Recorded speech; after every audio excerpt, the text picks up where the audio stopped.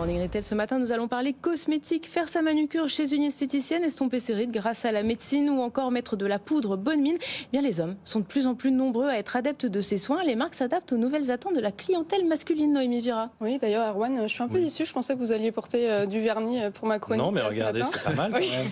C'est manucuré. Le vernis qui a été largement démocratisé par certaines célébrités. Je pense au chanteur Harry Styles ou encore au rappeur et compagnon de Rihanna, ASAP Rocky. Tous les deux portent régulièrement du vernis à ongles dans leurs clips. Donc les marques développent de nouvelles couleurs plus masculines, du taupe, du bordeaux, encore de l'anthracite. C'est vrai que ces marques, elles se conforment à un nouveau genre de masculinité et cela se remarque dans le développement de nouveaux produits, donc dans l'univers des cosmétiques.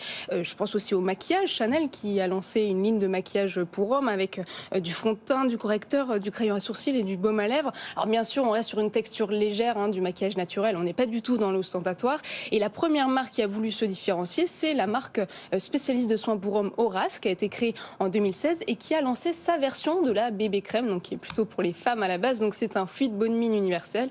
La marque a aussi lancé 7 correcteurs donc pour cacher ses cernes.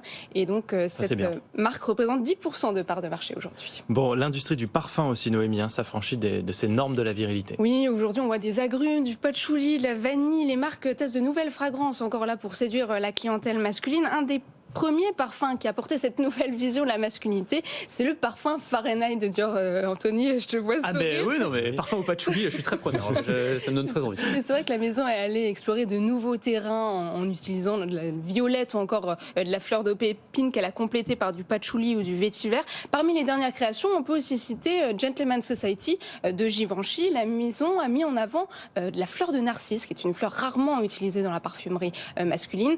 Son égérie, c'est Benjamin Clémentine, que vous connaissez peut-être, le chanteur. Il a aussi participé au film Dune. C'est l'auteur-compositeur de la BO de la série qu'on connaît tous, The Morning Show, avec Jennifer Aniston. Et donc c'est un cool sentimental et ça montre la volonté de la maison de vouloir redéfinir les codes du gentleman du XXIe siècle. On peut aussi citer des parfums non genrés, qu'on appelle non genrés, Belle Orangée de Fragonard ou encore les parfums de Francis Kurkdjian. Donc ça permet aussi une plus grande créativité pour les parfumeurs, donc ces hommes qui osent des parfums fleuris. Et puis avec tous ces nouveaux produits, le marché de la cosmétique masculine il ne cesse de grandir.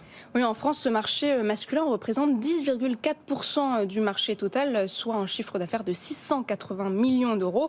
Au niveau mondial, le marché des cosmétiques pour hommes représenterait 38 milliards. Il pourrait atteindre plus de 50 milliards en 2026, avec une croissance de 10% par an. Et fait intéressant, depuis 2012, les hommes dépensent plus en soins pour hommes, pour le visage, que pour le rasage, donc plus pour la peau que pour le poil. Ça, c'est une révolution. Ah oui, Erwan. C'est la mode du poil. Convaincu, Anthony, ou pas? Je sais pas. Mais c'est quoi la poudre bonne mine? Moi, je connais pas ça. Alors, c'est un fluide bonne mine, donc c'est un peu comme une crème teintée. Ah, d'accord, voilà. Ok. Crème pour les matinaliers, ça peut être pas mal. Pour les matinaliers, on va passer une commande peut-être. Merci beaucoup, Noémie.